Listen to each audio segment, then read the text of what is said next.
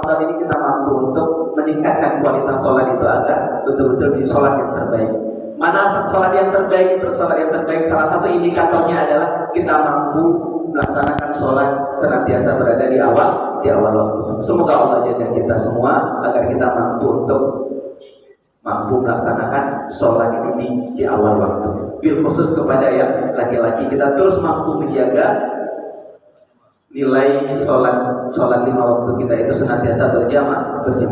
Buat ibu-ibu paling tidak siap berjamaah di masjid, paling tidak ketika berada di rumah atau di mana saja kita terus menjaga agar senantiasa istiqomah ya untuk tepat waktu.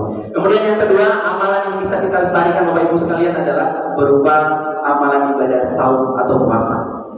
Di bulan Ramadan kita dilatih untuk terus melaksanakan amalan ibadah bulan berpuasa di bulan Ramadan ini. Maka sejatinya begitu pula lah hendaknya di 11 bulan berikutnya kita mampu untuk melaksanakan saum sunnah. Dan setiap bulan itu sangat banyak sekali.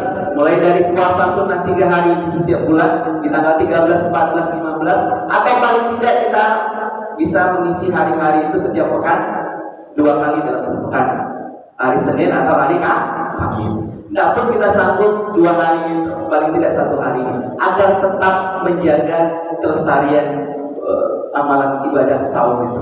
Karena orang-orang yang berpuasa, insya Allah akan jaga dia dibandingkan orang yang tidak berpuasa itu. Nah, gitu ya. Jadi yang pertama, bagaimana kita mampu meningkatkan kualitas sholat kita. Dan sebetulnya tidak hanya sholat fardu yang perlu kita tingkatkan, termasuk juga sholat sunnah sebetulnya, ya. Apalagi sholat yang mengiringi sholat fardu itu adalah sholat sunnah rawatib. Nah, gitu ya. Terkadang sholat kita fardu itu yang 5 waktu itu tidak sempurna, maka disempurnakan dengan sholat sunnah. Kemudian yang kedua, sholat sunnah kita, mari ya sama-sama kita azamkan dalam diri kita niatkan diri kita ini agar kita mampu terus menjaga kemuliaan amalan puasa itu, gitu ya. Dan yang ketiga Bapak Ibu sekalian, bagaimana tetap kita mampu menjaga interaksi kita dengan Al-Quran, ya, dengan Al-Quran.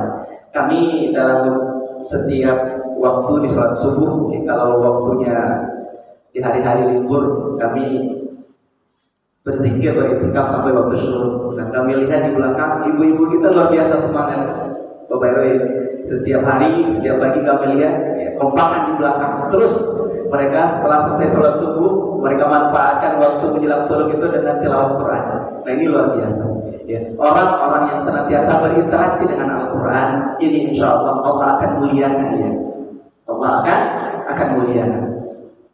Karena memang begitu Bapak Ibu sekalian. Kalau kita melihat ya, dari sekian banyak Nabi dan Rasul yang kita imani dan yang kita yakini, baginda kita Rasulullah SAW dimuliakan oleh Allah Subhanahu Wa Taala. Bahkan penghulunya para Nabi. Kenapa itu bisa terjadi? Karena baginda kita Rasulullah SAW, beliau mendapatkan sebuah keistimewaan, sebuah wahyu yang itu merupakan mukjizat. Apa mukjizatnya? Salah satunya diturunkannya Al-Quran. Malaikat dan sekian banyak malaikat yang menjadi pemimpinnya para malaikat, penghulunya para malaikat adalah malaikat Jibril. Kenapa itu terjadi? Karena melalui malaikat Jibril Al-Quran diturunkan. Dari sekian banyak bulan yang ada dalam 1 tahun, 12 bulan dalam 1 tahun Ramadan, Allah muliakan. Jadi mulianya Ramadan itu Bapak Ibu sekalian bukan ada puasa di dalamnya, enggak. Tapi mulianya Ramadan itu karena diturunkannya Al-Quran di bulan itu. Syahrul Ramadan fi unzila fihil Quran. Ramadan bulan diturunkannya Al-Quran. Malam dari sekian banyak malam-malam yang ada 1 malam yang Allah muliakan, yang kemuliaannya itu melebihi dari 1000 bulan. Apa dia? Malam Lailatul Qadar, yaitu malam diturunkannya Al-Quran. Orang-orang yang senantiasa berinteraksi dengan Al-Quran, maka insya Allah Allah akan jaga dia, Allah akan muliakan dia. Nah, maka oleh sebab itu ini nilai semangat ketika di bulan Ramadan. Mungkin ada di antara kita yang mampu untuk mengkhatamkan Al-Quran lebih dari 1 kali, alhamdulillah, gitu ya. Ada yang sampai 2 kali, bahkan ada yang mampu 3 kali khatam Al-Quran. Paling tidak ada yang mampu khatam 1 kali Al-Quran. Ini kan prestasi Bapak Ibu sekalian. Nah, bagaimana nilai semangat itu juga mampu kita jaga dan kita bawa di 11 bulan berikutnya. Gitu ya. di 11 bulan berikutnya.